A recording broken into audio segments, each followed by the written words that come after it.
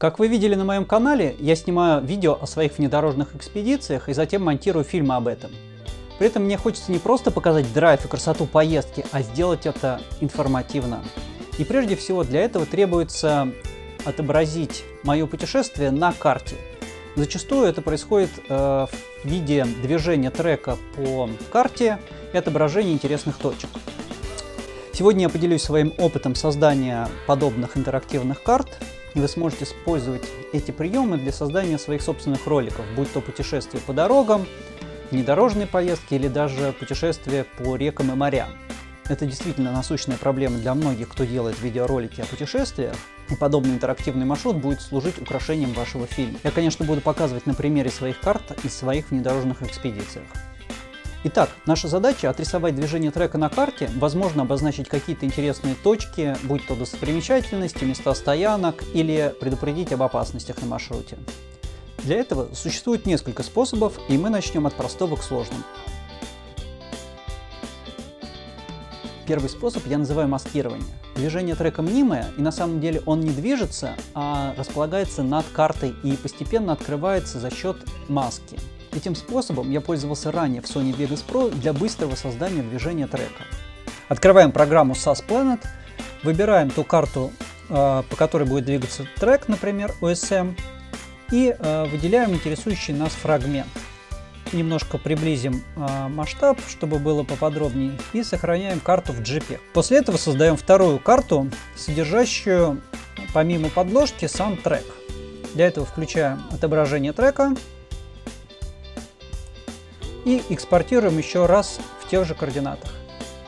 Открываем Sony Vegas Pro и импортируем два наших изображения. На верхней дорожке располагаем картинку с картой, на нижней дорожке располагаем картинку с подложкой. Теперь, если посмотреть, мы видим, что при закрытии верхней карты у нас остается только подложка. Наша задача — нарисовать маску, которая будет постепенно открывать верхнюю картинку над нижней. Итак, начнем. Берем тул для рисования маски и постепенно начинаем обводить наш трек. Делаем следующий опорный кадр, передвигаем соответствующий маркер, открывая следующую часть трека.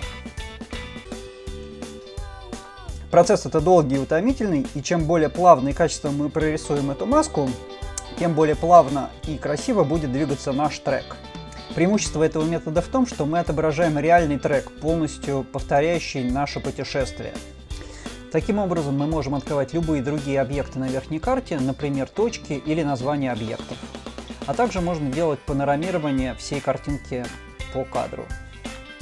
Недостатком этого метода можно считать достаточно кропотливую работу по прорисовке маски.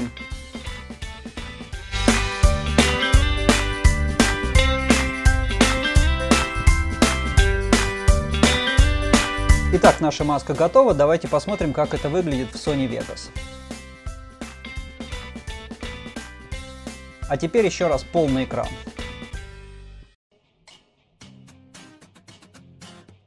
Второй способ — создания трека с помощью программы Google F. Она почти автоматически позволяет создавать облеты камеры над поверхностью Земли. Открываем программу Google F, загружаем в нее наш трек, и нашей задачей будет создать видео с облетом камеры вокруг финальной точки трека. Ставим скрытую точку на финальную часть трека, отдаляем камеру на некоторое расстояние и создаем видеотур. Само движение трека в программе Google F анимировать нельзя, но это можно легко сделать с помощью маскирования, загрузив два видеоролика, один содержащий трек, а другой без трека.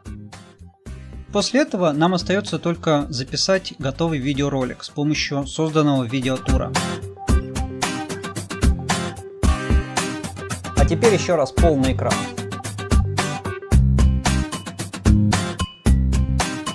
Быстро, красиво, но немного однообразно. Невозможно управлять дизайном создаваемой картинки.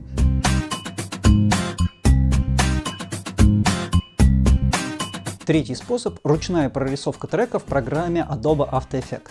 Для этого необходимо нарисовать ломаную линию, которая повторяет движение трека, и задать его постепенное открытие от 0% до 100%. Итак, открываем Adobe After Effects, загружаем два изображения. Одно содержит наш трек, другое без него. Берем инструмент ломаная линия и прорисовываем наш трек. В моем примере эта линия уже нарисована. Задаем ее открытие в начале равным 0%, а в конце равным 100%. Таким образом, у нас получается плавное движение трека. Так, скрываем нашу карту подложку с треком и переходим в вкладку для трехмерного моделирования. Здесь мы уже дополняем нашу картинку элементами с названиями точек и создаем траекторию облета камеры. Итак, смотрим, что у нас в итоге получилось. Управляем движением камеры под различными углами. А теперь еще раз полный экран. Получается очень плавное движение трека. Можно управлять скоростью движения трека на различных участках. К тому же доступны все прелести 3D-картинки. Облеты камеры, источники света, трехмерные объекты и тому подобное. Четвертый способ – это полноценная трехмерная графика. Долго, сложно, кропотливо, но результат потрясающий. Для этого нам понадобится шаблон 3D Map Path Builder для программы Adobe After Effects. Шаблон позволяет сгенерировать любую трехмерную карту любого участка Земли. Для этого нам понадобится два изображения. Первое – это рельеф данного участка. Второе – это карта высот данного участка. Остановлюсь более подробно на том, как получить эти фрагменты. Я нашел сайт terrain.patty, который позволяет скачать фрагмент карты высот любого участка Земли. Выбираем интересующий нас участок, нажимаем «Скачать» и получаем архив, содержащий различные карты высот. Нам остается загрузить эти высоты в 3D Map Path Builder, и шаблон автоматически сгенерирует трехмерную модель и позволит нарисовать движущийся трек по ней. Как это выглядит, я покажу на примере.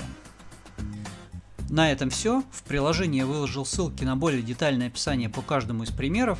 Я надеюсь, это видео позволит создавать более интересные фильмы о ваших путешествиях. Ну и, конечно, желаю вам красивых и интересных маршрутов.